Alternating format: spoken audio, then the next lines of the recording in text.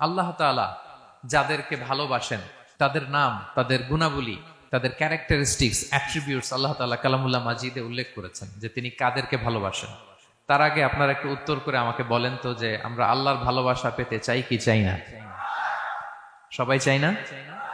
এটাই আজকে আমাদের আলোচনার টপিক, যে যাদেরকে আল্লাহ ভালোবাসেন। আমরা আজকের এই চমৎকার সন্ধ্যায় জেনে নিব যে আল্লাহ তাআলা কাদেরকে পছন্দ করেন এবং কাদেরকে ভালোবাসেন।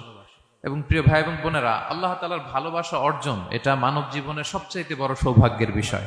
কি বলেন? আমরা যদি প্রেসিডেন্টের কাছের লোক হই, প্রধানমন্ত্রীর যদি কাছের লোক হই, যদি আমরা জানি যে পিএম আমাকে ভালোবাসে, প্রেসিডেন্ট আমাকে ভালোবাসে, কেমন লাগবে? ভালো লাগবে। আর যদি আমরা এটা জানতে পারি যে রব্বে কারিম আল্লাহ রব্বুল ইজ্জা ওয়াল জালাল তিনি আমাকে ভালোবাসেন, কেমন লাগবে আমাদের?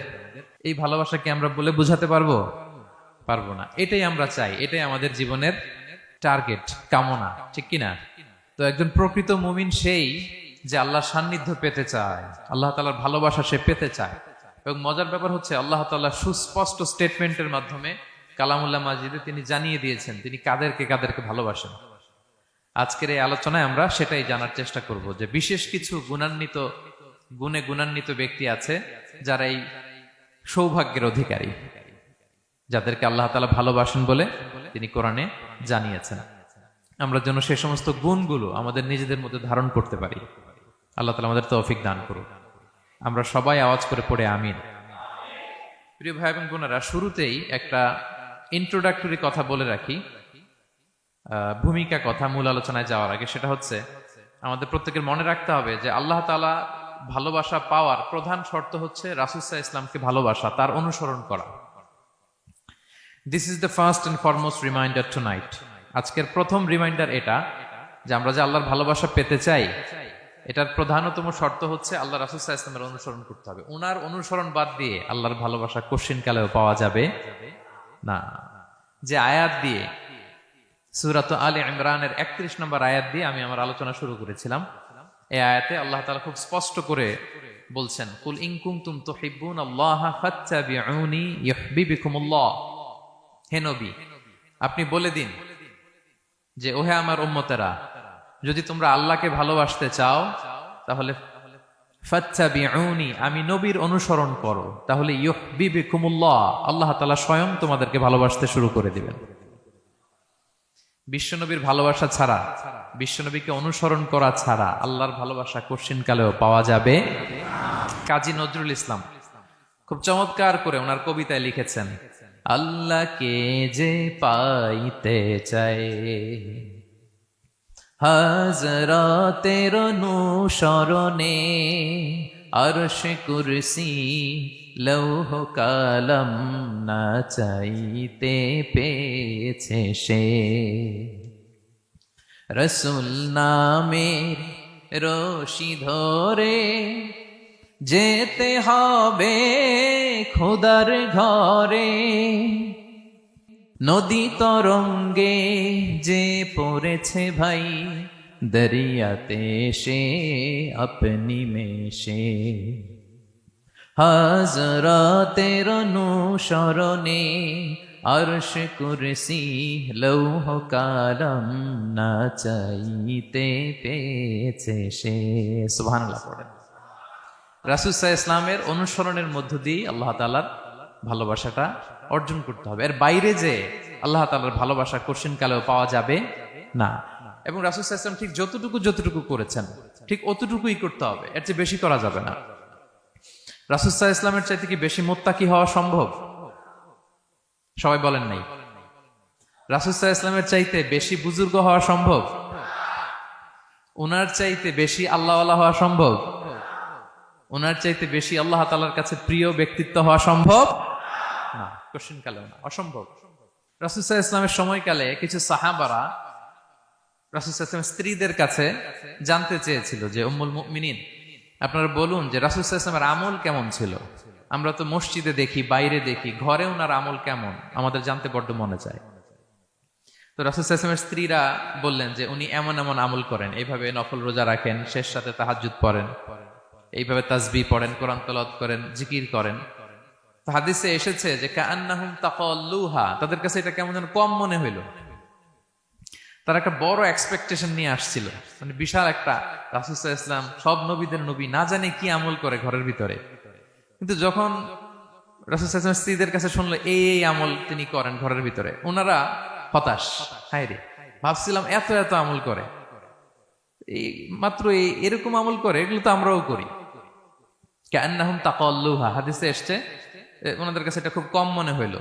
তো তারা একে অপরকে বলতে লাগলো যে এর কারণ হচ্ছে কদ গুফিরা লাহু মা তাকাদ্দামা মিন যামবিহি ওয়া মা তাআখার। আল্লাহ তাআলা তো রাসূল সাল্লাল্লাহু আলাইহি ওয়াসাল্লামের আগের পরের সব গুনাহ মাফ করে দিয়েছে। ওনার তো আদতে কোনো গুনাহই নাই, কিন্তু আল্লাহ তাআলার ঘোষণা হচ্ছে নবী হে, আপনার আগের পরের সব গুনাহ আমি মাফ করে দিলাম। তো সাহাবারা বলতেছেন এর কারণ হচ্ছে ওনার কোনো গুনাহই নাই, সব মাফ, এজন্য ওনার কম করলেও হয়, আমাদের তো এত কম করলে চলবে না। কথা বুঝতে পেরেছেন? তো ওনারা ভাবলো যে না, আমাদের তো আমল বাড়াইতে হবে। তো কি করতে হবে? একজন বলল আমি সারা রাত নামাজ পড়বো, আমি আর ঘুমাবো না। এখন থেকে সারা রাত কি করব? নামাজ পড়বো, আমি আর ঘুমাবো না। আরেকজন বলল তাহলে আমি সারা বছর রোজা রাখবো, রোজা ভাঙবো না, সারা বছর টানা রোজা, যেহেতু বেশি বেশি করতে হবে। আরেকজন বলল আমি স্ত্রীদের সাথে আর মেলামেশা করবো না, আমার স্ত্রীদের সাথে আমি আমার মতো বৈরাগ্য জীবনযাপন করবো। তো এই কথা যখন রাসূল সাল্লাল্লাহু আলাইহি ওয়াসাল্লাম শুনলেন, রাসূল সাল্লাল্লাহু আলাইহি ওয়াসাল্লাম ওনাদেরকে ডেকে পাঠালেন, ডেকে বললেন আনতুমুল্লাযীনা কুলতুম কাযা ওয়া কাযা, তোমরা কি এমনটা এমনটা বলছো? তারা ভয়ে বলতেছে ইয়া রাসূলুল্লাহ, জি আমরা তো এরকম করে ফেলছি, বলে ফেলছি। তখন রাসূল সাল্লাল্লাহু আলাইহি ওয়াসাল্লাম বললেন ওয়াল্লাহি ইন্নী লা আখশাকুম লিল্লাহি ওয়া আতকাকুম লাহু, আল্লাহর শপথ করে বলছি আমি তোমাদের মধ্য থেকে আল্লাহকে সবচেয়ে বেশি ভয় পাই, আমি সবচেয়ে বড় মুত্তাকি, আমার চেয়ে বেশি কেউ আল্লাহকে ভয় পেতে পারে না। তা আমি সবচেয়ে বড় মুত্তাকি, আমি সবচেয়ে বেশি আল্লাহর প্রিয় ভাজন, আমি আল্লাহর সবচেয়ে বেশি ভয় পাই, এরপরেও আমি রাতে ঘুমাই আবার নামাজও পড়ি, সোম বৃহস্পতিবারে রোজা রাখি, বাকি দিনগুলোতে আমি খাই। আমার তো 11 জন স্ত্রী, আমি সবার সাথে মেলামেশা করি, কই স্ত্রী মেলামেশায়, রোজা রাখা না রাখায়, রাতে ঘুম এবং তাহাজ্জুদ, এই যে ব্যালেন্স করে যে আমি জীবন পরিচালনা করি, এতে আমার মুত্তাকি হইতে তো কোনো সমস্যা হয়নি। আমি শ্রেষ্ঠ নবীর এই মর্যাদা অক্ষুণ্ণ রাখতে তো আমার সমস্যা হয়নি, কিন্তু তোমাদের সমস্যা কোথায়? তখন তিনি একটা অসাধারণ উক্তি করেছিলেন, তিনি বলেছিলেন ফামান রাগিবা আন সুন্নতি ফালাইসা মিন্নি, যে আমার সুন্নতকে অবজ্ঞা করে, মানে আমার যে পন্থা এটা অনুসরণ না করে অন্য কিছু যে করতে চায়, ফালাইসা মিন্নি, সে আমার দলভুক্ত নয়। আল্লাহু আকবার! কি ভারসাম্যবোধ, কি ব্যালেন্সড লাইফস্টাইল, কি পরিমতি বোধ তিনি আমাদের শিখিয়েছেন। তাহলে বোঝা গেল সারা রাত ইবাদত করলেই ওইটা শ্রেষ্ঠ ইবাদত হয় না। কারণ রাসূল সাল্লাল্লাহু আলাইহি ওয়াসাল্লাম ঘুমাতেন আবার ইবাদত করতেন, স্ত্রীদের সাথে মিলতেন, সামাজিক কাজ করতেন, মাঝে মাঝে নফল রোজা রাখতেন, মাঝে মাঝে অনেকদিন রাখতেন না। This is balance, this is Islam, এবং এর চেয়ে শ্রেষ্ঠ ইসলাম আর হতে পারে না। তার মানে বোঝা গেল রাসূল সাল্লাল্লাহু আলাইহি ওয়াসাল্লামের চাইতে যদি এক কাঠি বেশি বোঝেন আপনি, এটা ইসলাম হবে? এটা হবে বাড়াবাড়ি, ঠিক কি না? রাসূল সাল্লাল্লাহু আলাইহি ওয়াসাল্লাম যেমনটি করেছেন ঠিক তেমনটি করার নাম ইসলাম। এবং এভাবেই আল্লাহ তাআলার ভালোবাসা পাওয়া সম্ভব, এছাড়া পাওয়া সম্ভব। তাহলে মূল আলোচনায় যাওয়ার আগে এটা হচ্ছে ইন্ট্রোডাক্টরি পয়েন্ট 1, যে আল্লাহ তাআলার ভালোবাসা পাওয়ার 1 নাম্বার শর্ত হচ্ছে রাসূল সাল্লাল্লাহু আলাইহি ওয়াসাল্লামের অনুসরণ। তার চেয়ে যদি বেশি ইবাদত করেন ওইটা ইসলাম নয়, তার চেয়ে বেশি বুজুর্গি দেখাইতে গেলে ওইটা বুজুর্গি নয়। তিনি যেমন যেমন করেছেন ঠিক তেমন তেমন করার নামই ইসলাম, এবং সেটার মাধ্যমে আল্লাহ তাআলার ভালোবাসা পাওয়া সম্ভব। এই পয়েন্টটা বুঝছেন না সবাই? আচ্ছা, ইন্ট্রোডাক্টরি পয়েন্টের 2 নাম্বার কথা হচ্ছে আমরা কি করে বুঝবো যে আল্লাহ তাআলা আমাদের ভালোবাসেন? কিভাবে বুঝবো যে তিনি আমাদেরকে পছন্দ করেন, ভালোবাসেন? এটা বোঝার কিছু সিস্টেম আছে। 1 নাম্বার সিস্টেম হচ্ছে আপনি জাস্ট দেখুন যে আপনি নিজেকে কোন কাজে ব্যস্ত রেখেছেন, আপনি আপনাকে কোন কাজে ব্যস্ত রেখেছেন। আপনার লাইফস্টাইলের দিকে তাকান, লুক অ্যাট ইউর লাইফস্টাইল, আপনি নিজেই বুঝে যাবেন। আপনি যদি দেখেন যে না, আপনার ভালো ভালো কাজে আপনার ব্যস্ততা, আপনার এঙ্গেজমেন্ট ভালো লোকদের সাথে, আপনার সার্কেলটা ভেরি গুড সার্কেল, ভালো কাজে আপনার মন টানে, আপনি ভালো কাজ করেন, যদি আপনার কার্যক্রম এরকম হয় তাহলে বুঝে নিবেন আল্লাহ তাআলা আপনাদেরকে ভালোবাসেন। আলহামদুলিল্লাহ। আর যদি দেখেন না, যত আকাম কুকাম আছে ওইটার সবার আগে আপনি, যেই কাজে আল্লাহর ক্রোধ আসে, আল্লাহ রাগ হয়ে যান, যেই কাজ ইসলামে করার নিষেধ, যেটাতে তার অসন্তুষ্টি, ওই কাজে আপনার এঙ্গেজমেন্ট, ইনভলভমেন্ট, আপনার সার্কেল গুলাও এরকম, তাহলে বুঝে নিবেন আল্লাহ ভালোবাসা, এই মহা সৌভাগ্য আপনার কপালে জোটে নাই। তাহলে এটা হচ্ছে একটা সিস্টেম।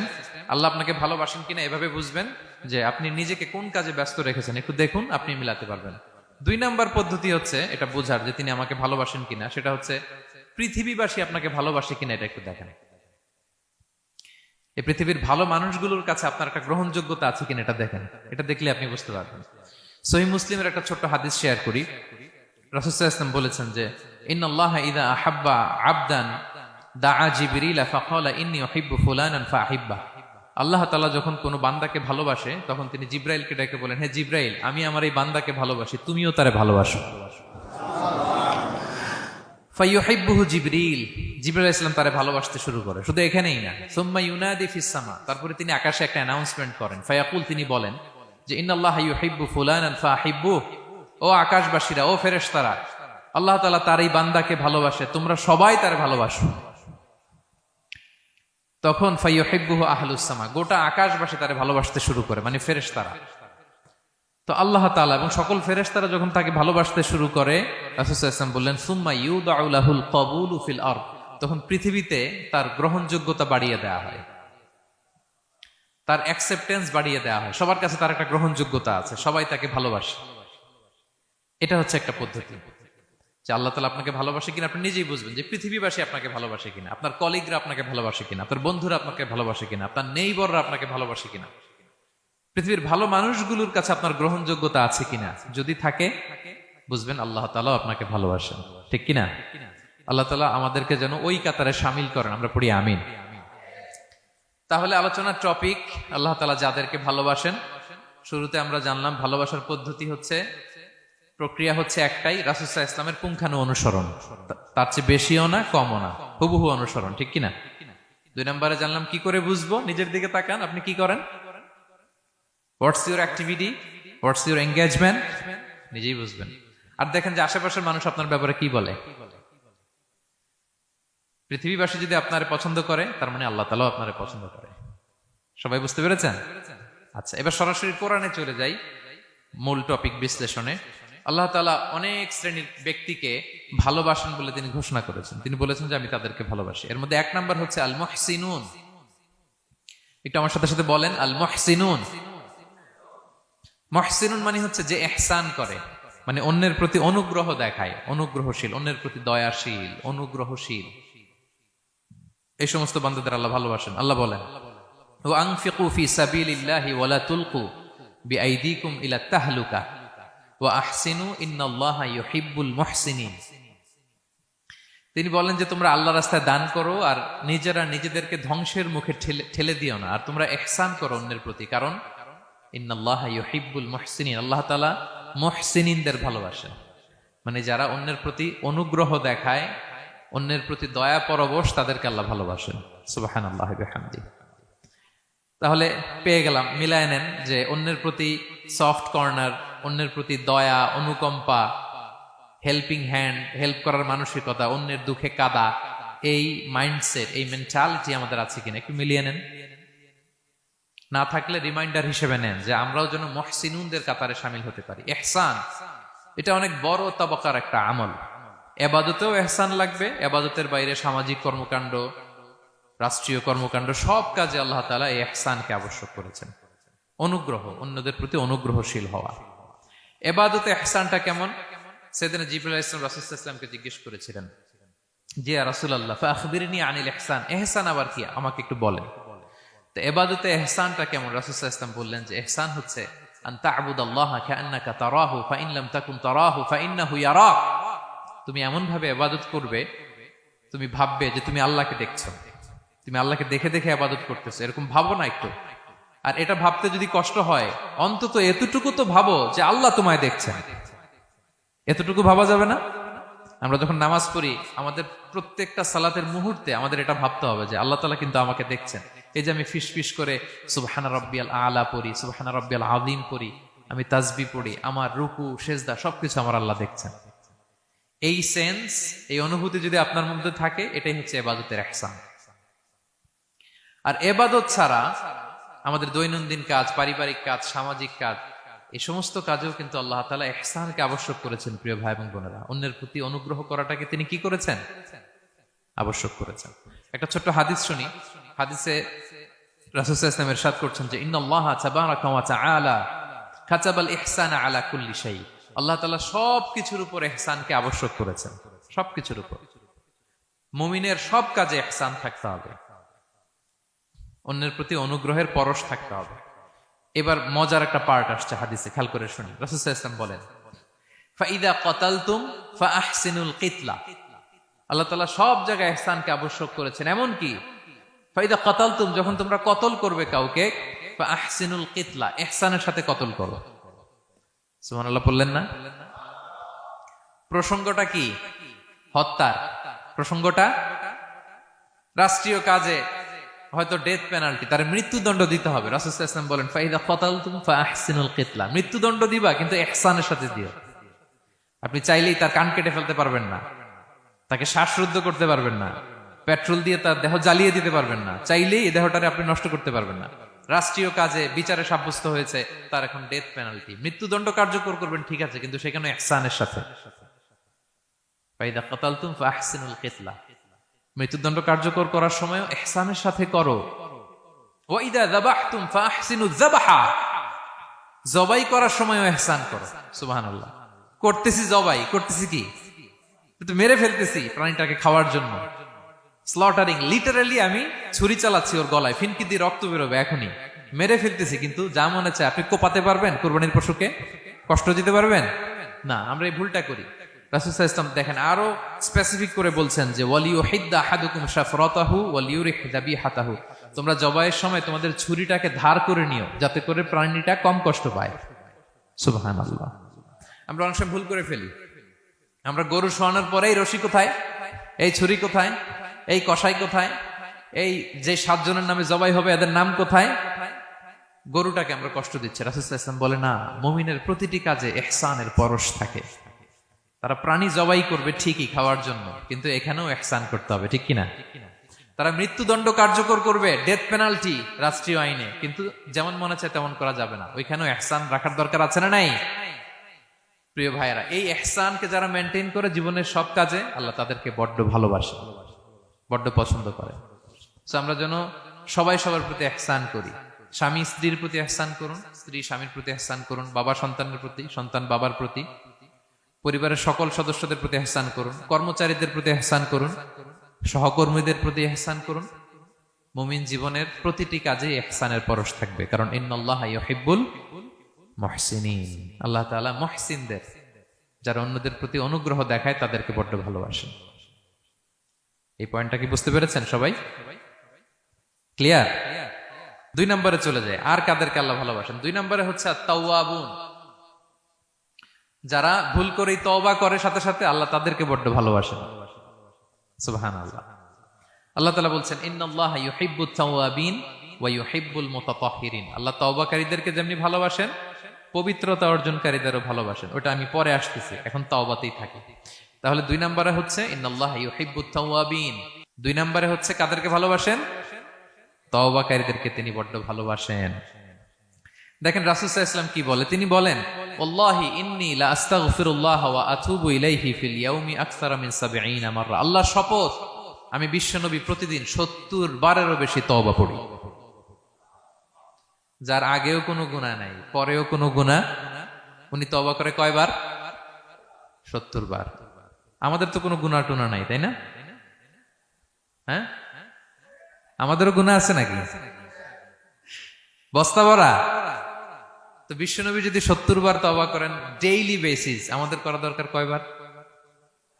যার যার কাছে ছেড়ে দিলাম, বলেন। 70,000 বার করা দরকার, ঠিক কিনা? প্রিয় ভাইয়েরা, তাওবা কি? তাওবা মানে ফিরে আসা আল্লাহর কাছে। ভুল করেছি, অনুতপ্ত হয়ে আল্লাহর কাছে ফিরে আসবো, এটার নাম তাওবা। To return back to your Lord, আল্লাহর কাছে ফিরে আসবেন। এই ফিরে আসাটাকে আল্লাহ খুব পছন্দ করেন। এখানেই শয়তান আর আমাদের মধ্যে পার্থক্য। শয়তান ভুল করে করছি তো করছে, ওইটার মধ্যেই সে অটল অবিচল, ক্ষমা আর চাইনি। কিন্তু আমরা সকালে ভুল করে দুপুরে মাফ চাই, দুপুরে করে রাতে মাফ চাই, আজকে ভুল করে কালকে মাফ চাই, ঠিক কিনা? এই মাফ চাওয়াটাকে, ফিরে আসাটাকে, তার গুনাহগার বান্দা অনুতপ্ত হয়ে, রিয়েলাইজেশন হয়ে, বুঝতে পেরে ফিরে আসাটাকে তিনি বড্ড পছন্দ করেন, বড্ড পছন্দ করেন। এজন্য ভুল আমাদের হবে প্রিয় ভাইরা। আল ইনসান মিনান নিসিয়ান, আমাদের নামটাই এসেছে ভুল থেকে, আমরা ভুলে যাই, ভুল হয়ে যায় আমাদের। কিন্তু ক্ষমার রাস্তা, তওবার রাস্তা খোলা আছে না নাই? এটা হচ্ছে আমাদের জন্য আশা, হোপ। আমরা হোপফুল, সবসময় আশাবাদী। যত ভুল হোক, যত ভুল আপনি করেন, এটা খেয়াল রাখবেন, ভুল আপনি যতই করেন না কেন, তার রহমতের দরিয়া তার চাইতেও বড়, তার ক্ষমার মহাসাগর তার চাইতেও বিস্তৃত, যত ভুল আপনি করেন না কেন। এজন্য আল্লাহ তাআলা বলেন, ইয়া আইয়ুহাল্লাযীনা আমানু তুবু ইলাল্লাহি তাওবাতান নাসুহা, ওহে বিশ্বাসীরা একনিষ্ঠভাবে তওবা করো, ফিরে আসো আমার দিকে। ফাফিররু ইলাল্লাহ 24/7। পৃথিবীর কোন দরজা 24 ঘন্টা খোলা থাকে না। রাত 3টার দিকে যদি আপনি উঠে জায়নামাজটা বিছিয়ে যে ভুলটা করছেন ওটা স্মরণ করে চোখের পানি ছেড়ে মাফ চান, ক্ষমা করবেন না তিনি? হ্যাঁ, ক্ষমা দেওয়ার জন্য তিনি বসে আছেন। এজন্য ভুল হইলে আমরা পড়বো আস্তাগফিরুল্লাহ। কি পড়বো? পড়েন, আস্তাগফিরুল্লাহ রাব্বি মিন কুল্লি যামবি ওয়া আতুবু ইলাইহি। পড়েন, আস্তাগফিরুল্লাহাল্লাযী লা ইলাহা ইল্লা হুয়াল হাইয়ুল কাইয়্যুম ওয়া আতুবু ইলাইহি। এটা পড়ে আল্লাহর কাছে ফিরে আসবেন, অনুতপ্ত হবেন, আল্লাহ ভুল করে ফেলেছে, আল্লাহ তুমি ক্ষমা করো, আল্লাহ তুমি ক্ষমা করো, আল্লাহ আমরা ভুল করে ফেলেছি। ভুল সবাই করে, কে না করে? হ্যাঁ, কুল্লু ইবনে আদম খাত্তা। বিষ্ণু বলেন তোমরা সবাই ভুলকারী, কিন্তু ওয়া খায়রুল খাত্তাইনা আত-তাওয়াবুন, এই ভুলকারীদের মধ্যে শ্রেষ্ঠ যে ভুল করেই তওবা করে। তওবা করতে রাজি আছেন তো? সবাই রাজি আছেন? আমার প্রিয় ভাইয়েরা, এই তওবার দৃশ্যটা দেখতে আল্লাহ বড্ড পছন্দ করে। বান্দা যখন ভুল বুঝতে পারে, মাথাটা নিচু করে চোখের পানি ছেড়ে বান্দা যখন কাঁদতে শুরু করে, এই দৃশ্যটা দেখলে আল্লাহ সহ্য করতে পারে না। আল্লাহর রহমতের দরিয়ায় জোশ খেলে যায়, বান্দা যা চায় আল্লাহ তাই দিয়ে দেয়। তখন চোখের পানির এত বড় পাওয়ার। এজন্য আমরা ভুল করে যেন অটল না থাকি, আল্লাহর কাছে যেন ক্ষমা চাই, আমরা যেন ফিরে আসি তার দরবারে। তার দরবার সবসময় খোলা। এবং তিনি এই তওবার বা ফিরে আসার দৃশ্যটা দেখতে কত পছন্দ করেন শোনেন। রাসূল সাল্লাল্লাহু আলাইহি ওয়াসাল্লাম বলেন, ওয়াল্লাযী নাফসি বিয়াদিহি, তার শপথ যার হাতে আমার আত্মা, লাউলাম তুযনিবু, তোমরা যদি ভুল না করতে, লা যাহাবাল্লাহু বিকুম, আল্লাহ তোমাদেরকে ধ্বংস করে দিতেন। ওয়ালা জাআ বিকওমিন, আল্লাহ এমন এক জাতি তৈরি করতেন, ইউযনিবুন, ওরা খালি ভুল করত, ফায়াস্তাগফিরুন, আর ক্ষমা চাইতো, ফায়াগফিরুল্লাহু লাহুম, আর আল্লাহ তাদের ক্ষমা করতেন। তোমরা যদি ভুল না করতে, এই বনি আদম, তোমরা যদি ভুল না করতে, তোমাদেরকে আল্লাহ তাআলা ধ্বংস করে এমন একটা গোষ্ঠী বানাইতেন যারা খালি ভুল করতো আর মাফ চাইতো, ভুল করতো আর মাফ চাইতো, আর আল্লাহ মাফ করে দিত। সুবহানাল্লাহ বললেন না? গাফিরিয যামবি ওয়া কাবিলিত তাওব, তিনি পাপ মোচন করার জন্যই তো তিনি আমার রব, তওবা কবুল করার জন্যই তো তিনি আল্লাহ সুবহানাহু ওয়া তাআলা। তিনি রব্বে কারীম, তার দয়ার কোনো শেষ নাই, তার মায়ার কোনো শেষ নাই। আমরা যখন তওবা করি, অনুতপ্ত হই, চোখের পানি ছেড়ে যখন কাঁদি, আল্লাহ যে কত খুশি হয় এটার একটা উপমা হাদিসে এসেছে, সহিহ মুসলিমের হাদিস। রাসূল সাল্লাল্লাহু আলাইহি ওয়াসাল্লাম বলেন, লাল্লাহু আশাদ্দু ফারাহান বিতাওবাতি আবদিহি হিনা ইয়াতুবু ইলাইহি। কেউ যখন তওবা করে আল্লাহ কত খুশি হয় জানো? শোনো, ওই ব্যক্তির চাইতে আল্লাহ বেশি খুশি হয়ে যায় যে ব্যক্তি মরুভূমিতে সফরে বেরিয়েছে, সাথে তার বাহন বা উট, ওই উটের মধ্যেই তার পানি বা খাবার, হঠাৎ করে উটটা হারায় গেছে। শুনতেছেন? মরুভূমিতে উট নিয়ে বের হয়েছিল সফরে, উটের মধ্যে তার পানি, তার খাবার, তার বেঁচে থাকার সমস্ত মাধ্যম, কিন্তু হঠাৎ করে উট কি হয়ে গেছে? হারায় গেছে। উট খুঁজে আর পায় না, দৌড়াতে দৌড়াতে হয়রান। কত দৌড়াবে? ধুধু মরু প্রান্তর, কয়েক ঘন্টা দৌড়ালেই তো সে তৃষ্ণার্ত হয়ে মারা যাবে। দৌড়াতে দৌড়াতে হাঁপাতে হাঁপাতে শেষ, জীবনের আশাও শেষ, যে উট যেহেতু পাই নাই, আজকে সারাদিন দৌড়ালে তো তৃষ্ণা আমি মারাই যাব রাতে। তো জীবনের আশা ভরসা শেষ করে হাঁটতে হাঁটতে হাঁপাতে হাঁপাতে হঠাৎ একটা গাছের সন্ধান পেল। ওই গাছের নিচে যে এত ক্লান্ত, তৃষ্ণার্ত, হাঁপাতে হাঁপাতে ঘুমায় গেছে, হতাশ, আমার বাঁচার আর কোনো মাধ্যম নাই, আমার উট হারায় গেছে, ওইখানেই পানি, ওইখানেই খাবার। ক্লান্ত শ্রান্ত হয়ে তৃষ্ণার চোটে ঘুম চলে আসছে। হঠাৎ ঘুম থেকে জেগে ওঠে, উটটা পাশেই দাঁড়ায় আছে। যে ওটের উপরে তার পানি এবং খাবার ছিল, পুরা মরুভূমিতে দৌড়াইতে দৌড়াইতে আবার সন্ধ্যাবেলায় এসে মালিকের সামনে দাঁড়ায় আছে। সে ঘুম থেকে উঠি তাড়াতাড়ি করে রশি ধরে ফেলছে উটের। পুরোটা হাদিসের অনুবাদ শোনাচ্ছি। তো উটের রশি ধরে বেচারা এত খুশি, এত খুশি, এত খুশি, যে খুশির চোটে ও বলতে আরম্ভ করছে, আল্লাহুম্মা আনতা আবদি ওয়া আনা রাব্বুক, আল্লাহ তুমি আমার গোলাম, আমি তোমার রব। তুমি দয়া করে এই ওটটা ফিরাই দিছো, আজকে তুমি ওটটা ফিরাই না দিলে আমি তো মরে যেতাম। আল্লাহ প্রশংসা তোমার। খুশির চোটে। কিসের চোটে? খুশির চোটে কথা উল্টায় গেছে।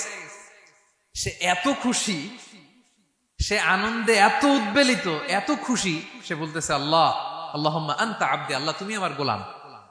খুশিতে আল্লাহুম্মা আনতা আবদি, আল্লাহ তুমি আমার গোলাম, ওয়া আনা রাব্বুক, আমি তোমার রব। তোমার দরবারে লাখো কোটি শুকরিয়া। আল্লাহ কেঁদে কেঁদে বলতেছে।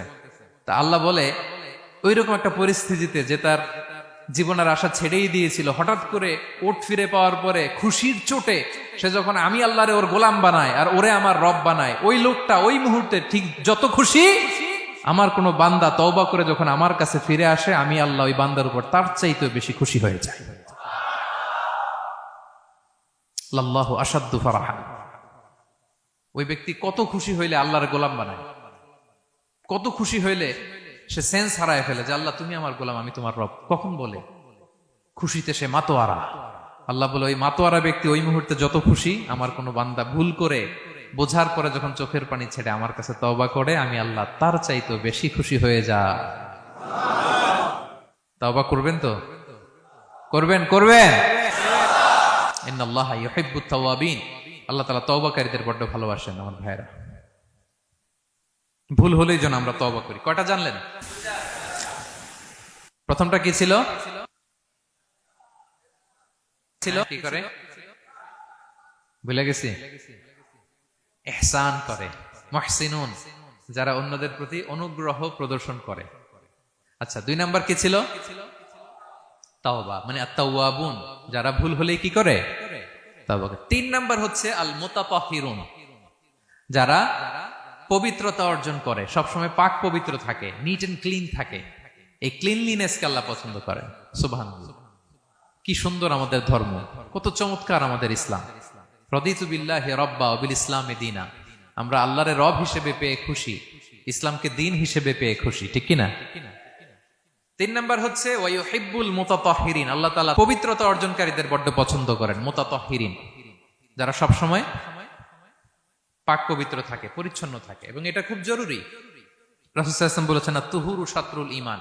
পবিত্রতা এটা ঈমানের অঙ্গ। কেন ঈমানের অঙ্গ? কারণ নামাজ যার নাই তার ঈমান নাই, আর পবিত্রতা ছাড়া নামাজই হয় না। এজন্য রাসূল সাল্লাল্লাহু আলাইহি ওয়াসাল্লাম বলেছেন পবিত্রতা ঈমানের অঙ্গ। সুবহানাল্লাহ পড়েন। দেখেন, নামাজের যে আহকাম আরকান আছে, আহকাম তো বাইরে, নামাজ শুরুর আগে। এর মধ্যে 3টা আহকাম বা 3টা ফরজই হচ্ছে এই পাক পবিত্রতা নিয়ে। ছোটবেলা আপনারা পড়েছেন না, শরীর পাক, কাপড় পাক, নামাজের জায়গা পাক। তার মানে আপনি নামাজে যখন দাঁড়াবেন, আপনার শরীরটা পাক পাক পবিত্র হইতে হবে।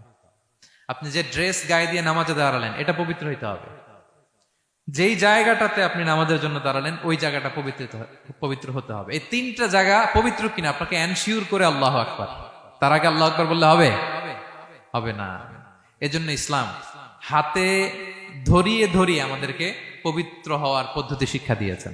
রাসূল সাল্লাল্লাহু আলাইহি ওয়াসাল্লাম যখন এগুলো শিখাতেন, মুশরিকরা হাসতো, হায় রে কেমন নবী তোমাদের, কিভাবে টয়লেটে যাইতে হয় এটাও শিখায়। সাহাবারা বলতেন, হ্যাঁ, আমাদের নবী ধরে ধরে আমাদের শিখায় যে টয়লেটে ঢুকতে বাম পা, বেরোতে ডান পা, ঢোকার আগে দোয়া, ওয়ালা তাস্তাকবিলুল কিবলা, কিবলামুখী হওয়া যাবে না, ঢিলা ইউজ করলে 3টা ইউজ করো, বেজর করো, প্রতিটা জিনিস, কি করে ওযু করতে হয়, কি করে তায়াম্মুম করতে হয়, কি করে ফরজ গোসল করতে হয়, আমার নবী ধরে ধরে আমাদের শিখিয়েছেন, ঠিক কি না? ধরে ধরে শিখিয়েছেন। কিভাবে ওযু করবেন, রাসূল সাল্লাল্লাহু আলাইহি ওয়াসাল্লাম গামলা নিয়ে তিনি দেখিয়েছেন। কিভাবে তায়াম্মুম করবেন, মাটিতে বাড়ি দিয়ে তায়াম্মুম করে দেখিয়েছেন। কেমন করে মেসওয়াক করবেন দেখিয়েছেন। কিভাবে আতর ইউজ করবেন দেখিয়েছেন। ক্লিনলিনেসের যত দিক হতে পারে সব বিশ্বনবী আমাদের শিখিয়েছেন। এমনকি কালামুল্লাহ মাজিদে আল্লাহ তাআলা আমাদেরকে সুস্পষ্ট জানিয়েছেন, ইয়া আইয়ুহাল্লাযীনা আমানু ইযা কুমতুম ইলা সলাতি ফাগসিলু উজুহাকুম। যখন নামাজে দাঁড়াবা আগে ওযু করো। ফাগসিলু উজুহাকুম, যারা আরবি বোঝেন, আগে মুখ ধুয়ে নাও। ওয়া আইদিয়াকুম ইলাল মারাফিক, তারপরে 2 হাত কোণী পর্যন্ত ধুয়ে নাও।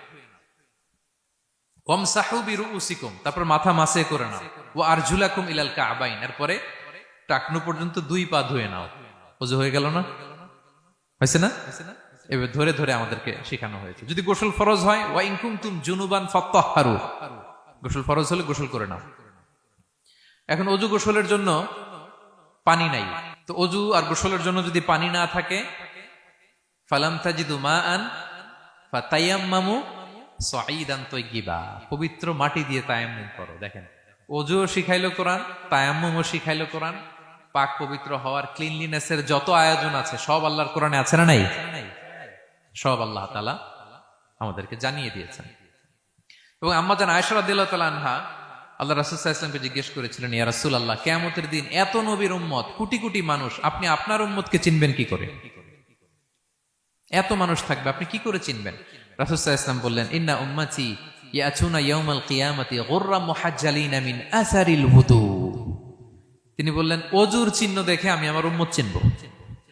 আমার যে সমস্ত উম্মতেরা অজু করে নামাজ পড়েছে, অজুর পানি তাদের গায়ের যেই যেই জায়গায় লেগেছে, এই জায়গাগুলো কিয়ামতের দিন রেডিয়াম বাতির মতো জল জল জল জল করে জ্বলতে থাকবে। আমি এটা দেখে চিনে ফেলবে আমার উম্মত, নামাজি, পাক্কা নামাজি। আল্লাহু আকবার। এবং অতিরিক্ত পবিত্রতা অর্জনের জন্য কিছু সাহাবীদেরকে আল্লাহ স্পেশালি কোরআনে অ্যাপ্রিশিয়েট করেছেন। তারা হচ্ছে মসজিদে কোবা পল্লীর আশেপাশে যে সাহাবারা, তারা অতিরিক্ত পবিত্রতা অর্জন করতেন। আল্লাহ তাআলা বলেন, ফিহি রিজালুন ইউহিব্বুনা আন ইয়াতাতাহহারু। এই মসজিদে কোবার আশেপাশে এমন কিছু মুসল্লি আছে যারা পছন্দ করে পবিত্রতা অর্জন করতে, বেশি পবিত্রতা অর্জন করতে তারা পছন্দ করে। আর ওয়াল্লাহু ইউহিব্বুল মুত্তাহিরিন, আল্লাহ তাআলা অতিরিক্ত পবিত্রতা অর্জনকারীকে ভালোবাসেন, পছন্দ করেন। সুবহানাল্লাহ পড়েন। তো তাদের প্রশংসা যখন আল্লাহ তাআলা কোরআনে করলেন, বিষ্ণু সাল্লাল্লাহু আলাইহি ওয়াসাল্লাম তাদেরকে ডাকলেন, বললেন, ও কোবাপল্লীর সাহাবীরা, ঘটনা কি? তোমাদের নাম বিশেষভাবে আল্লাহ তাআলা কোরআনে উল্লেখ করেছে যে ফিহি রিজালুন ইউহিব্বুনা আন ইয়াতাতাহহারু। কি তোমাদের এমন গুণ? তোমরা কিভাবে পবিত্রতা অর্জন করো? তারা বলতে আরম্ভ করলো যে নাতাওয়াদ্দাউ লিস-সালাহ, আমরা নামাজের সময় ওযু করি, ওয়া নাগতাসিলু মিনাল জানাবা, গোসল ফরজ হলে গোসল করি, ওয়া নাস্তানজি বিল মা, আর পানি দিয়ে ইস্তেনজা করি। সুবহানাল্লাহ। এই পানি দিয়ে ইস্তেনজা করাটা আল্লাহ পছন্দ করেছেন। ওনাদের সময় ওনারা পানি দিয়ে ইস্তেনজা করতো না, পাথর দিয়ে, ঢিলা দিয়ে তারা ক্লিন হয়ে যেত। এর কারণ হচ্ছে তাদের খাদ্য প্রক্রিয়াটা এমন ছিল, ড্রাই ফ্রুট খেত তো, খেজুর, গোশত, রুটি, তো তাদের স্টুলটা ওইরকম হইতো। আরবের লোকদের অনেকের এই স্টুলটা এরকম হয়। যেমন আমাদের যখন কখনো কোষ্ঠকাঠিন্য হয়, তখন দেখবেন যে আমাদেরও এরকম হয়। তো আমরা যখন স্টুল পাস করি, তখন আমাদের এই পায়ুপথটা মূলত বেরিয়ে আসে, স্টুল পাস করে, আবার পায়ুপথ আমাদের দেহের ভেতরে চলে যায়। ফলে যখন কারো কোষ্ঠকাঠিন্য হয়, তখন দেখা যায় যে তারা টিস্যু ইউজ করা লাগে না। আমাদেরও কখনো কখনো এরকম হয় না? হয়। তো ওনাদের সারা বছর একই রুটিন, ওনাদের আসলে টিস্যু ইউজ করা লাগে না, ওনাদের স্টুলটাই এরকম। কিন্তু এরপরেও ওই সাহাবারা এক্সট্রা পানি ইউজ করতেন। আমরা যেমনি কল ঘোরালেই পানি, ওই সময় পানি এত অ্যাভেলেবল ছিল না, সপ্তাহে একদিন গোসল করার সুযোগ পেতেন। পানি মানে এটা গোল্ডের মতো দাম, ডায়মন্ডের মতো দাম পানি মরুভূমিতে। তো তারা বলে, ওয়ানাস্তানজি বিল মা, আমরা পানি জমিয়ে রাখি, সেই পানি দিয়ে ইস্তেনজা করি। রাসূল সাল্লাল্লাহু আলাইহি ওয়াসাল্লাম বললেন, ক্বালা ফাহুয়া যাক ফাআলাইকুম, তাহলে এটাই সেই কারণ, এটাই সেই কারণ, এজন্যই আল্লাহ তাআলা স্পেশালি কোরআনের ভেতরে তোমাদের নাম তুলে দিয়েছেন। পড়েন সুবহানাল্লাহ। তা আমরা যেন এই পবিত্রতাকে গুরুত্ব দেই প্রিয় ভাইরা, কারণ আল্লাহ তাআলা তিনি বলছেন, ইন্নাল্লাহা ইউহিব্বুত তাওয়াবিন, তিনি তাওবাকারীদের যেমনি ভালোবাসেন, ওয়া ইউহিব্বুল মুতাতাহহিরিন, তিনি পবিত্রতা অর্জনকারীদেরকে ভালোবাসেন। আমরা যেন ওযু করার সময় খুব ভালোভাবে করি। রাসূল সাল্লাল্লাহু আলাইহি ওয়াসাল্লাম যখন বললেন ওযুর পানি যেখানে লাগে ওটা জল জল করে জ্বলবে, তা আবু হুরায়রা রাদিয়াল্লাহু তাআলা আনহু হাত তো ধুইতে হয় কোনি পর্যন্ত, উনি এতটুকু ধুইতেন। উনি বলতেন যে কিয়ামতের দিন আমার হাত এতটুকু পর্যন্ত জল জল করবে। কি মাইন্ডসেট ওনাদের, সুবহানাল্লাহ বিহামদিহি। সো আমরা যেন এই ক্লিনলিনেসের সর্বোচ্চ নাজরানা পেশ করি, সর্বোচ্চটা যেন আমরা সবসময় মেসওয়াক করা, পারফিউম ইউজ করা, ওযু গোসল যেন আমরা করি। ফলে আমরা মুতাতাহহিরিন, পবিত্রদের অন্তর্ভুক্ত হতে পারবো। আর আল্লাহ তাআলা পবিত্রদের বড্ড ভালোবাসেন। বুঝতে পেরেছেন? তাহলে 1 নম্বরে মুহসিনুন, যারা ইহসান করে; 2 নম্বরে যারা তাওবা করে; 3 নম্বরে যারা পবিত্র থাকে; 4 নম্বরে আল মুত্তাকুন, যারা আল্লাহ তাআলাকে ভয় পায়। আল্লাহ তাআলা বলছেন, বালা মান আওফা বিআহদিহি ওয়াত্তাকা ফাইন্নাল্লাহা ইউহিব্বুল মুত্তাকিন, হ্যাঁ যারা ওয়াদা রাখে, আল্লাহকে ভয় করে, আল্লাহ তাআলা এই মুত্তাকিদের বড্ড ভালোবাসেন। মুত্তাকি অর্থাৎ আল্লাহ সচেতনতা, আল্লাহ ভীরুতা যাদের ভেতরে আছে, যে কোনো পরিস্থিতিতে তারা ভাবে যে আল্লাহ তাআলা আমাকে দেখছেন, এই সেন্স, এই অনুভূতি যার মধ্যে আছে সে মুত্তাকি। তা আমরা মানুষের সামনে যেভাবে যেরকম সৎ থাকি, আমরা যদি মানুষের চক্ষুর আড়ালেও সৎ থাকি তাহলে আমরা মুত্তাকি। বুঝতে পেরেছেন? মুত্তাকির তাকওয়ার অনেক সংজ্ঞা আছে, অনেক সংজ্ঞা। সবচেয়ে সহজ সংজ্ঞা হচ্ছে মানুষের সামনে আমরা যতটা ভালো, আমার প্রাইভেট লাইফেও যদি আমি ততটা ভালো হই তাহলে আমি মুত্তাকি। একটু যোগ বিয়োগ দিয়ে নেন নিজের সাথে নিজে, যে আমি পাবলিকলি যতটা ভালো প্রাইভেটলি ততটা ভালো কিনা। যদি হই তো আমি মুত্তাকি। ওমরে ফারুক রাদিয়াল্লাহু তাআলা আনহু একবার উবাই ইবনে কাবকে বললেন, ইয়া উবাই, মা হুয়া তাকওয়া? আল্লাহ কোরআনে এত তাকওয়ার কথা বলেছেন, তাকওয়াটা কি? উনি প্রশ্নের উত্তর না দিয়ে উনিও প্রশ্ন করলেন। উনি বললেন, হাল সালাকতা তরিকান দা শাউক? ইয়া আমিরাল মুমিনিন, আপনি কি কখনো মরুভূমিতে কাঁটাযুক্ত রাস্তা দিয়ে হেঁটেছেন? উনি বললেন, হেঁটেছি। তো কিভাবে হেঁটেছেন? দেখেন কেমনে উত্তর দেয় এক সাহাবী আর এক সাহাবীকে। যেখানে যে রাস্তায় কাঁটা আছে, ক্যাকটাস আছে, গুলমলতা, কিভাবে হেঁটেছেন? তিনি বললেন, ইজতাহাদতু ওয়া তাশাম্মারতু, আমি আমার জুব্বা পাগড়ি খুব আঁটো করে কাপড়টা উপরের দিকে টেনে এমন সাবধানে হেঁটেছি যাতে ক্যাকটাসের কাঁটা আমার গায়ে না লাগে। এই পথটা পাড়ি দিতে খুব সাবধানে, খুব প্রিকশন নিয়ে, এক্সট্রা কশন নিয়ে আমি পার হয়েছি। উবাই ইবনে কাব বললেন, হাদা হুয়া তাকওয়া, এটাই তো তাকওয়া। এই তো বুঝে গেছেন আপনি। আপনি একটু আগে প্রশ্ন করছেন তাকওয়া কি, এটাই তাকওয়া। বলে, তাই নাকি? তিনি বললেন, হ্যাঁ। তো তিনি বললেন, দুনিয়ার চলতি পথে ডানে বায়ে এরকম অনেক পাপের হাতছানি আপনাকে স্পর্শ করতে চাইবে। ওই যে কাঁটাযুক্ত রাস্তা দিয়ে আপনি যেভাবে সাবধানে, কাঁটা যাতে গায়ে না লাগে, খুবই প্রিকশন নিয়ে হেঁটেছেন, এই দুনিয়ার পুরো জার্নিটা যদি এইভাবে চালাতে পারেন তাইলেই আপনি মুত্তাকি। সুবহানাল্লাহ ওয়া বিহামদিহি। আল্লাহ তাআলা বলেন, যাদের মধ্যে এই তাকওয়ার সেন্স আছে আমি তাদেরকে ভালোবাসি। তাকওয়া হচ্ছে কেউ না দেখলেও আল্লাহ দেখেন, এই অনুভূতি। সবার চোখ ফাঁকি দেয়া গেলেও একজনের চোখ ফাঁকি দেয়া যায় না। তিনি কে? এই অনুভূতির নাম হচ্ছে তাকওয়া। আল্লাহ বলেন, ইন্না আকরামাকুম ইনদাল্লাহি আতকাকুম, তোমাদের মধ্যে সবচাইতে আল্লাহর কাছে সম্মানিত ব্যক্তি যার মধ্যে আল্লাহর ভয় বেশি। নাকি আল্লাহ বলছে তোমাদের মধ্যে যে সবচেয়ে বড় বিলিয়নিয়ার সে আল্লাহর কাছে সম্মানিত, দেখতে বেশি সুন্দর সে সম্মানিত। যার জনবল আছে, অর্থবল আছে, লোকবল আছে না, তাকওয়া। তাকওয়া হচ্ছে ক্রাইটেরিয়া। যার তাকওয়া বেশি সে আমার কাছে সম্মানিত। এবং আল্লাহ তাআলা বলেন, ওমাইয়াত্তাকিল্লাহা ইয়াজআল লাহু মাখরাজা ওয়া ইয়ারযুকহু মিন হাইসু লা ইয়াহতাসিব, যে আল্লাহকে সবসময় ভয় পাবে, যে মুত্তাকি, সে কোথাও জীবনে আটকাবে না, কোথাও আটকাবে না। জীবনে কোনো বিপদ আসলে একটা ওয়ে আউট, একটা এক্সিট। মালয়েশিয়াতে তো বলে কেলুয়ার। মালয়েশিয়া কি বলে? এই জীবনে কোথাও আটকাবেন না, আটকাইলেই একটা কেলুয়ার পেয়ে যাবেন। কেলুয়ারের ব্যবস্থা করে দিবে কে? ব্যবস্থা করে দিবেন। আর এমন জায়গা থেকে তিনি রিজিকের বন্দোবস্ত করবেন আপনি কল্পনাও করেন নাই। সুবহানাল্লাহ ওয়া বিহামদিহি। তাহলে 4 নম্বরে মুত্তাকুন, যারা আল্লাহকে ভয় করে আল্লাহ তাদেরকে ভালোবাসেন। আমরা যেন মুত্তাকিদের কাতারে শামিল হতে পারি। আল্লাহ তুমি তৌফিক দাও। প্রিয় ভাইরা আমার, 5 নম্বরে হচ্ছে আল মুতাওয়াক্কিলুন, যারা আল্লাহর উপর তাওয়াক্কুল করে। আল্লাহ বলে, ফাইদা আযামতা ফাতাওয়াক্কাল আলাল্লাহ ইন্নাল্লাহা ইউহিব্বুল মুতাওয়াক্কিলিন। কোন বিষয়ে যখন দৃঢ় সংকল্প নিয়েছো তো আল্লাহর উপর ভরসা করো, কারণ আল্লাহ ওই সমস্ত লোকদের ভালোবাসা যারা আমার উপর তাওয়াক্কুল করে, মানে ভরসা করে। তাওয়াক্কুল মানে একজনের উপর ভরসা। তিনি কে? আমরা ভরসা কার উপর করব? পৃথিবীর কোন শক্তির উপর, কোন মানুষের উপর, কোন মিডিয়ার উপর, কোন ক্ষমতার উপর? আমাদের ভরসা এক মহান সত্তার প্রতি। তিনি কে? সবসময় আমরা আল্লাহর উপর ভরসা রাখি এবং প্রতিটি মুহূর্তে যেন আমরা আল্লাহর উপর তাওয়াক্কুল করি। রাসূল সাল্লাল্লাহু আলাইহি ওয়াসাল্লাম এটা আমাদের শিখিয়েছেন। এমনকি ঘর থেকে বেরোলেও যেন আমরা আল্লাহর উপর তাওয়াক্কুল করি, বিশ্বনবী শিখিয়েছেন। তিনি ঘর থেকে বেরোলেই পড়তেন, বিসমিল্লাহি তাওয়াক্কালতু আলাল্লাহ লা হাওলা ওয়ালা কুওয়াতা ইল্লা বিল্লাহ। পড়েন আপনারা, আল্লাহর উপর, আল্লাহর নামে, আল্লাহর উপর তাওয়াক্কুল করে বেরোলাম, এটা পড়ে বেরোবেন। এরপর তিনি লম্বা একটা দোয়া পড়তেন, আল্লাহুম্মা ইন্নী আউযু বিকা আন আযিল্লা আও উযাল্লা আও আদিল্লা আও উদাল্লা আও আযলিমা আও উযলামা আও আজহালা আও ইউজহালা আলাইহি। চমৎকার দোয়া, চমৎকার দোয়া। এটা পড়ে তিনি বেরোতেন। তো এই তাওয়াক্কুল যারা করে, আল্লাহর উপর ভরসা রাখে, আল্লাহ তাদেরকে বড্ড পছন্দ করেন। এখন তাওয়াক্কুলটা কি? তাওয়াক্কুল নিয়ে আমাদের সমাজে অনেক মিস আন্ডারস্ট্যান্ডিং আছে।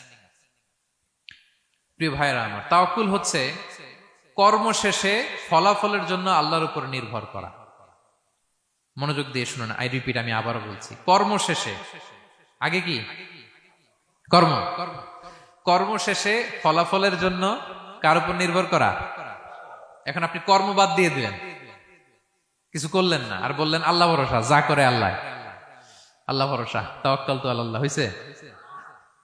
এটা আপনার মন গড়া কথা হয়েছে, এটা তাওয়াক্কুল হয়নি। ইসলামী তাওয়াক্কুল হচ্ছে আপনি আপনার সাধ্যের সবটুকু করবেন, করার পরে ফলাফল কি আসবে, ফলাফল কি আমার হাতে, কার হাতে? এই জন্য আপনি আল্লাহর উপর তাওয়াক্কুল করবেন, কিন্তু কাজ বাদ দেয়া যাবে না। অনেকে নিজেদের অপারগতা, দুর্বলতা, কর্মহীনতা আর অলসতাকে তাওয়াক্কুল বানায় ফেলছে। কাজ করতে মনে চায় না, অলসতা, তাওয়াক্কুল করলাম। বলেন তো এটা তাওয়াক্কুল হয়েছে? না। এই অপারগতা, অলসতার নাম তাওয়াক্কুল নয়। তাওয়াক্কুল মানে হচ্ছে কোনো কাজের পরিকল্পনা করা, এরপরে পরিকল্পনা বাস্তবায়নের উপায় খুঁজে বের করা এবং নানা কিছুর সহযোগিতা নিয়ে সেটা বাস্তবায়নের প্রাণান্তকর চেষ্টা করা, সব করা, আপনার রোল প্লে করা। আপনার রোল প্লে করা শেষ, এরপর কর্ম শেষে ফলাফলের জন্য আপনি আল্লাহর উপর তাওয়াক্কুল করবেন। কিচ্ছু না করে হাত গুটিয়ে বসে থেকে যদি বলেন তাওয়াক্কুল করলাম, আল্লাহ ভরসা, হয়েছে? হয়েছে? তাওয়াক্কুল হয়েছে? হয় নাই।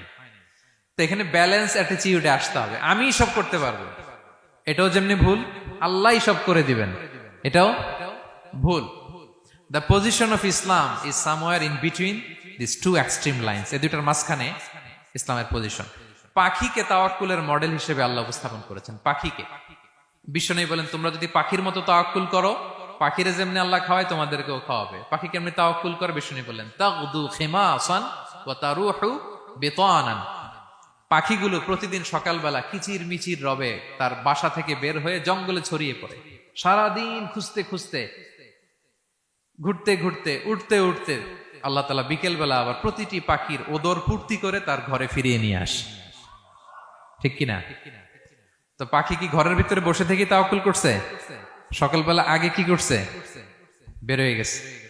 তো আগে আপনার রোলটা আপনার প্লে করতে হবে, তারপরে আপনি আল্লাহর উপর তাওয়াক্কুল করবেন। অনেকে নিজেদের অপারগতা, অলসতাকে তাওয়াক্কুল বানিয়েছে। না, অপারগতা, অলসতা, কর্মহীনতা, এগুলো থেকে রাসূল সাল্লাল্লাহু আলাইহি ওয়াসাল্লাম আল্লাহর কাছে পানাহ চেয়েছেন। এগুলোর সাথে ইসলামের কোনো সম্পর্ক নাই। তার মানে হাত গুটিয়ে বসে থেকে আল্লাহ ভরসা বলবেন, কি করবেন? হ্যাঁ, সর্বোচ্চ চেষ্টা চালিয়ে যেতে হবে। এরপরে ফলাফলের জন্য আমরা কার উপর ভরসা করব? কারণ ইন্নাল্লাহা ইউহিব্বুল মুতাওয়াক্কিলিন, আল্লাহ তাআলা তাওয়াক্কুলকারীদেরকেও ভালোবাসেন। আলহামদুলিল্লাহ বলেন। তাহলে কয়টা গেল? কয়টা? আর তিনটা বলবো, আর তিনটা। 6 নম্বরে হচ্ছে as-সাবিরুন। সাবিরুন মানে কি? হ্যাঁ, ধৈর্যশীল। একটু বুঝে ফেলছে? as-সাবিরুন সবর শব্দ থেকে এসেছে। as-সাবিরুন মানে ধৈর্যশীল। যারা আল্লাহর উপর ধৈর্য, বিপদে আপদে, আল্লাহর দেয়া বিপদে যারা ধৈর্য ধারণ করে, ওই ধৈর্যশীল ব্যক্তিদেরকে আল্লাহ তাআলা পছন্দ করেন। আল্লাহ তাআলা বলেন, ওয়া কাআইয়িম মিন নাবিয়্যিন ক্বাতালা মাআহু রিব্বিয়ুনা কাসীর ফামা ওয়াহানু লিমা আসাবাহুম ফি সাবিলিল্লাহ ওয়া মা দাউফু ওয়া মাস্তাকানু ওয়াল্লাহু ইউহিব্বুস সাবিরিন। কত নবী আছে, তাদের সাথে অনেক আল্লাহওয়ালারা লড়াই করেছে, তারা বিপদে হতোদ্যম হয়নি, নতজানু হয়নি, তাদেরকে দমানো যায়নি, তারা ধৈর্য ধারণ করেছে। কারণ ইন্নাল্লাহা ইউহিব্বুস সাবিরিন, আল্লাহ তাআলা ধৈর্যশীলদের বড্ড ভালোবাসেন। ধৈর্যশীল, ধৈর্য ধারণ করতে হবে। ধৈর্য ধারণ এটা সবার পক্ষে সম্ভব হয় না। রাসূল সাল্লাল্লাহু আলাইহি ওয়াসাল্লাম একটা চমৎকার হাদিস বলেছেন। তিনি বলেছেন, আজাবান লিআমরিল মুমিন, মুমিনের ব্যাপারটা বড়ই ইন্টারেস্টিং, বড়ই চমৎকার, এটা মুমিন ছাড়া অন্য কারো হয় না। ব্যাপারটা কেমন? রাসূল বলেন, ইন আসাবাতহু সাররাউ শাকারা। মুমিন যখন আনন্দে থাকে তখন মুমিন শুকরিয়া করে। শুকরিয়া করলে সওয়াব আছে না নাই? কারণ শুকরিয়া একটা ইবাদত। আর ওয়া ইন আসাবাতহু দাররাউ, মুমিন যখন বিপদে পড়ে, দুঃখে থাকে, সাবারা, তখন সে ধৈর্য ধারণ করে। ধৈর্য ধারণ করলে সওয়াব আছে না নাই? তো সওয়াব ছাড়া আমাদের আর কিছু আছে? আমি জীবনে হয় সুখী নয় দুঃখী, কি বলেন? আমাদের জীবনের চলতি পথে হয় কখনো আমরা সুখী নয়, সুখের সময় কি করি? শুকর করি। শুকর করলে সওয়াব আছে না নাই? আর দুঃখের সময় কি করি? সবর করি। সবর করলে সওয়াব আছে না নাই? তাহলে হয় শুকর, নয় সবর, এই দুইটা ইবাদত মুমিন জীবনে সর্বদা চলমান। কেমন একটা উইন উইন সিচুয়েশন, সুবহানাল্লাহ পড়বেন না? একটা উইন উইন সিচুয়েশন। এজন্য প্রিয় ভাইরা, মাথা গরম করবেন না, কখনোই অস্থির হবেন না, আতঙ্কিত হবেন না, ধৈর্য ধারণ করুন। কারণ ধৈর্য এমন একটা গাছ, চারি গায়ে কাটা, কিন্তু ফলটা বড় মিষ্টি। এজন্য আল্লাহ তাআলা বলেন ইন্নাল্লাহা ইউহিব্বুস সাবিরিন, আল্লাহ তাআলা ধৈর্যশীল বান্দাদেরকে পছন্দ করেন। কয়টা গেল? 6টা। 7 নম্বরে আল মুকসিতুন। মুকসিতুন মানে হচ্ছে ন্যায়পরায়ণ, যে ইনসাফের সাথে ফায়সালা করে, যে পার্শিয়ালিটি করে না, হ্যাঁ, 2 নাম্বারই করে না। বিচার করতে যে যখন রায় দেয় ন্যায়সঙ্গত ভাবে রায় দেয়, ঘুষ খেয়ে বায়াজ হয়ে কোনো রায় দেয় না, তাদেরকে আল্লাহ পছন্দ করে। কিন্তু আমাদের বিচার ব্যবস্থার দিকে তাকান, গোটা বিশ্বব্যাপী আছে না নাই? ছোট্ট একটা বিচারেও দেখবেন যে ছোট্ট সালিশ বসছে, এর কাছ থেকে টাকা খেয়ে ওর পক্ষে রায় দিয়ে দেয়, এরকম আছে না নাই? না, আল্লাহ তাআলা তাদেরকে বড্ড অপছন্দ করেন। বরং যারা বায়াজ নয়, যারা পার্শিয়ালিটি করে না, যারা ইনসাফের সাথে ন্যায় ভিত্তিক ফায়সালা করে, আল্লাহ তাদেরকে পছন্দ করেন। আল্লাহ তাআলা বললেন ওয়া ইন হাকামতা ফাহকুম বাইনাহুম বিল কিসত। নবী, যখন আপনি বিচার করবেন ন্যায় পরায়ণতার সাথে বিচার করুন, কারণ ইন্নাল্লাহা ইউহিব্বুল মুকসিতিন, আল্লাহ তাআলা ন্যায় পরায়ণদেরকে বড্ড ভালোবাসেন। ন্যায় পরায়ণ জীবনের প্রতিটি ক্ষেত্রে, পার্শিয়ালিটি আপনি করতে পারবেন না, আপনার মধ্যে কোনো বায়াসনেস থাকতে পারবে না। আল্লাহ বলেন কিয়ামতের দিন আমি যে মিজানের পাল্লা বসাবো, ওয়া নাদাউল মাওয়াজিনাল কিসতা লিয়াউমিল কিয়ামা, এই মিজানের পাল্লা, এর মধ্যে কোনো বায়াসনেস নাই। ফামান ইয়ামাল মিসকালা যাররাতিন খাইরান ইয়ারা, অনুপরিমাণ ভালো এটাও ওজন হবে, অনুপরিমাণ খারাপ এটাও ওজন হবে। ফালা তুযলামু নাফসুন শাইআ, সেদিন কারো প্রতি বিন্দু পরিমাণ জুলুম করা হবে না। ন্যায় বিচারের মানদণ্ড তিনি সেদিন কায়েম করবেন। আর দুনিয়াতে যারা ন্যায় বিচার করে, ন্যায় ভিত্তিক ফায়সালা করে, তাদেরকে আল্লাহ ভালোবাসেন। সুবহানাল্লাহ পড়েন। রাসূল সাল্লাল্লাহু আলাইহি ওয়াসাল্লাম কতটা ন্যায়পরায়ণ ছিলেন শুনেন। 8ম হিজরিতে তিনি যখন মক্কা বিজয় করলেন, মক্কার লোকেরা তার হাতে বায়াত হলো, তিনি অল্প কিছুদিন এখানে 20 দিনের মতো ছিলেন মক্কায়। তো ইন দ্য মিন টাইম মক্কার কুরাইশ গোত্রের একটা শাখা, এটার নাম হচ্ছে বনু মখজুমিয়া। বনু মখজুমিয়া গোত্রের একটা নারী চুরিতে ধরা পড়ল। তো চুরি করলে ইসলামের বিধান কি? আস-সারিকু ওয়াস-সারিকাতু ফাকতাউ আইদিয়াহুমা, হাত কেটে দাও। এখন সাহাবারা বলতে লাগলো, হায় রে, এই নতুন মাত্র কুরাইশরা কালিমা পড়ে মুসলমান হইল, রাসূল সাল্লাল্লাহু আলাইহি ওয়াসাল্লাম যদি এখনই এই মহিলার হাত কেটে দেয়, তাহলে এখানে তো একটা ঝামেলা হবে। কিন্তু আমরা তো কেউ বলারও সাহস রাখি না। কে যে বলবে নবীর কাছে যে নবী, এই আজকের জন্য, এবারের জন্য এই মহিলারা মাফ করে দেন, হাত কেটে দিয়েন না। কেউ সাহস করতে পারে না। পরে রাসূল সাল্লাল্লাহু আলাইহি ওয়াসাল্লামের পালক পুত্রের ছেলে উসামা বিন যায়েদ, হিব্বু রাসূলিল্লাহ, ওনাকে রাসূল সাল্লাল্লাহু আলাইহি ওয়াসাল্লাম বড্ড ভালোবাসতেন। সবাই বলে উসামারে যে বল, সে তো নাতির মতো। যায়েদ হচ্ছে পালক পুত্র, পালক পুত্রের ছেলে তো নাতি, হাসান হোসেনের মতো আদর করতেন। তো তাকে যে বলো, সবাই বললো উসামা আমরা কেউ পারবো না, তুমি যে বলো। তো উসামা ছোট মানুষ যে বলতেছে, ইয়া রাসূলুল্লাহ, সবাই বলতেছে এবারের জন্য একটু মাফ করে দেয়া যায় না, এই মহিলাটারে একটু মাফ করে দেয়া যায় না। রাসূল সাল্লাল্লাহু আলাইহি ওয়াসাল্লাম রেগে গেলেন। তিনি বললেন, তোমাদের আগে বনি ইসরাইলের এই স্বভাব ছিল, ধনীরা চুরি করলে মাফ করত, গরিবরা চুরি করলে বিচার কার্যকর করত। শুনে রাখো কুরাইশের লোকেরা, শুনে রাখো মক্কাবাসী, লাউ আন্না ফাতিমাতা বিনতি মুহাম্মাদিন সারাকাত লা কাতাআ মুহাম্মাদুন ইয়াদাহা। আরে বনু মখজুমিয়ার মেয়ে তো দূর কি বাত, আমার কলিজার টুকরা নয়নের পুতলি ফাতেমাও যদি আজকে চুরিতে ধরা পড়তো, তার হাত কেটে দিতে আমি মুহাম্মদ 1 সেকেন্ডও দেরি করতাম না। আমার মেয়ে ফাতেমা যদি চুরিতে দোষী সাব্যস্ত হতো, তার হাত কাটতে আমি সময় নিতাম না। This is Islam, this is ইনসাফ, দিস ইজ জাস্টিস। এটাকে বলে ন্যায় ভিত্তিক বিচার, যেখানে কোনো স্বজন প্রীতি নাই, যেখানে কোনো পার্শিয়ালিটি নাই, যেখানে কোনো বায়াসনেস নাই। যারা ন্যায় ভিত্তিক ফায়সালা দেয়, মুকসিতুন, আল্লাহ তাআলা তাদেরকে পছন্দ করেন। আমরা যেন তাদের অন্তর্ভুক্ত হতে পারি। আল্লাহ তৌফিক দান করো। সব শেষ পয়েন্ট, আল মুনাজ্জামুনা ফি মাইদানিল জিহাদ, যারা জিহাদের ময়দানে সুশৃঙ্খল থাকে, ডিসিপ্লিন। সর্বশেষ হচ্ছে ডিসিপ্লিন। এই যে মাশাআল্লাহ আজকের এই সাইবার জায়া কনফারেন্স খুবই ডিসিপ্লিনড একটা প্রোগ্রাম, সবাই সারিবদ্ধ হয়ে বসে আছেন, এবং এই সারিবদ্ধ হয়ে যারা বসে থাকে, যারা ময়দানে থাকে তাদেরকে আল্লাহ তাআলা বড্ড পছন্দ করেন। যারা বিশৃঙ্খলা করে না, যারা সুশৃঙ্খল। তা আমরা মুসলিমরা কি বিশৃঙ্খল জাতি না সুশৃঙ্খল জাতি? আমরা সুশৃঙ্খল ইনশাআল্লাহ বিইذنিল্লাহ। আল্লাহ তাআলা বলছেন ইন্নাল্লাহা ইউহিব্বুল্লাযীনা ইউকাতিলুনা ফি সাবিলিহি সাফফান কাআন্নাহুম বুনিয়ানুম মারসুস।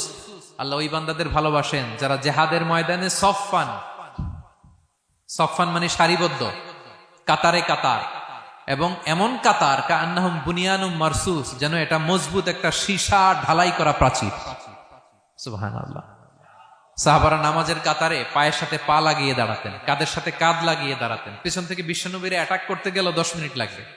সব সাহাবাদেরকে আক্রমণ করে বিশ্বনবী পর্যন্ত পৌঁছাতে তাদের অনেক সময় লেগে যাবে, এমন সীসা ঢালা প্রাচীরের মতো তারা পেছনে দাঁড়াতেন। সুবহানাল্লাহ। তো যারা জিহাদের ময়দানে সুশৃঙ্খল ভাবে দাঁড়ায়, ডিসিপ্লিন ম্যানারে, ওয়েল অ্যারেঞ্জ ম্যানারে, ওয়েল অর্ডার্ড ম্যানারে, আল্লাহ তাআলা তাদেরকে বড্ড পছন্দ করেন। আর যারা বিশৃঙ্খলা করে তাদেরকে আল্লাহ পছন্দ করেন না। এবং আপনি দেখেন বিষ্ণু ইসা ইসলামের যুদ্ধগুলোর মধ্যে 5 ভাগে তিনি ভাগ করতেন যুদ্ধকে। মাঝখানে হচ্ছে একটা ডিপার্টমেন্ট, ডানে মাইমানা, বায়ে মাইসারা, সামনে মোকাদ্দেমা, পেছনে খালফ। এইভাবে 5টা ডিসিপ্লিনড ওয়েতে তিনি ব্যাটালিয়ন ভাগ করে সামনে আগাতেন। এবং বিশ্বনবীর নেতৃত্বে সাহাবীদের মাধ্যমে যে শক্তিশালী সামরিক সংগঠনটি গড়ে উঠেছিল, ওটা বিশ্বকে চূর্ণ বিচূর্ণ করে দিয়েছে। উনার পরে 4 খলিফা, উনাদের নেতৃত্বে তাদের এমন ব্যাটালিয়ন গড়ে উঠেছে, শতাব্দী পর শতাব্দী তাদের সামনে দাঁড়ানোর মতো সক্ষমতা পৃথিবীর কোন সেনাবাহিনীর ছিল না। সুবহানাল্লাহ। সাফফান কাআন্নাহুম বুনিয়ানুম মারসুস, সীসা ঢালা প্রাচীরের মতো যুদ্ধের ময়দানে তারা সুশৃঙ্খল ভাবে দাঁড়াতো। তো যারা জীবনের সব ক্ষেত্রে এরকম ডিসিপ্লিন, সুশৃঙ্খল, তাদেরকে আল্লাহ ভালোবাসে। এখন আপনারা কি সুশৃঙ্খল থাকতে চান, নাকি শুধু এই আজকের প্রোগ্রাম শেষ করে যাবো আবার বিশৃঙ্খল, এরকম করবেন না? যেখানে কিউ থাকে কিউ মেনটেন করবেন, যেখানে একটা শৃঙ্খলা থাকে শৃঙ্খলা বজায় রাখবেন। এই ময়দানে ভ্রাতৃত্বের বন্ধনে সুশৃঙ্খল যারা থাকবে তাদের হাতে আল্লাহ তাআলা নেতৃত্ব তুলে দিবেন, ঠিক কিনা? আমরা যেন সুশৃঙ্খল থাকতে পারি। আল্লাহ তাআলা তুমি আমাদেরকে তৌফিক দান করো।